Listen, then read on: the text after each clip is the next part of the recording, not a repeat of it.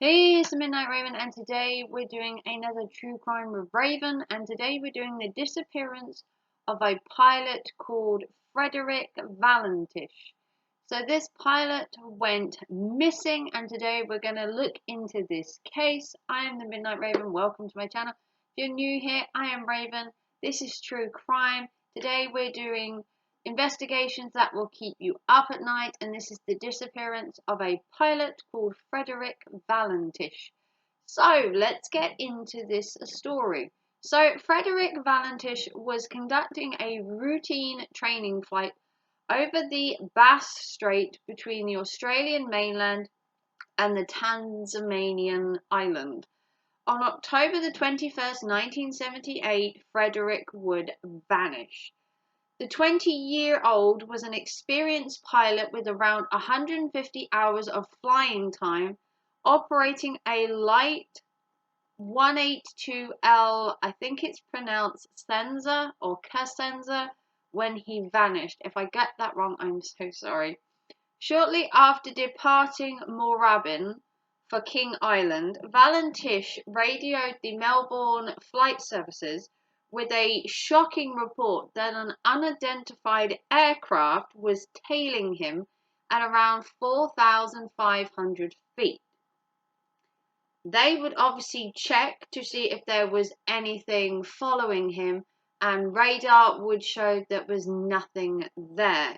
He described that it was very high speed and its 4 bright boarding/landing lights on it. No one could understand what he was talking about, and there was still nothing showing on the radar. He then said it had passed him about 100 feet above him, so it had gone up to 5,500 feet, and that Frederick narrated that the craft's movement for around 5 minutes, telling him that he was flying either above him or below him, saying the pilot was trying to toy with him in the other aircraft. He also said it was a shiny metallic vessel with green lights on it.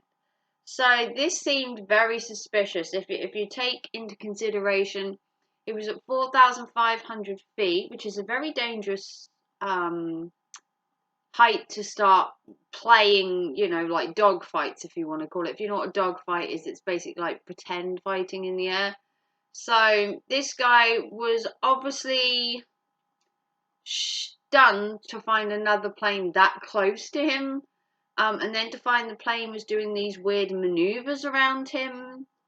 So Frederick experienced some troubling engine problem when Melbourne Flight Services asked him one last time to describe the mysterious aircraft that was supposedly taunting or following him. And he responded with the last words he ever recorded. He said, "It isn't an aircraft," and then radio silence would fill the air. They would then hear nothing more from him, and the transition cut out. So the last thing the Melbourne flight officials heard was a metallic scraping sound, and then it cut to silence. So just to recap, his last words were, "It isn't an aircraft." He then went silent. There was a metallic scraping sound, and then the transmission cut out. So authorities figured that the pilot had crashed. However, Air and Sea Research would search the area and found no signs of his plane. A missing person case was quickly closed. But 5 years later, an engine cowl flap matching Frederick's plane would awash on Flinders Island in Australia. Things got stranger when the pilot's father revealed his son had been an avid believer in UFOs and had a worrying about encountering a UFO. So, like I said, Frederick had been worried about encountering UFOs. Why? I don't know. There's no reason for him to be scared of UFOs.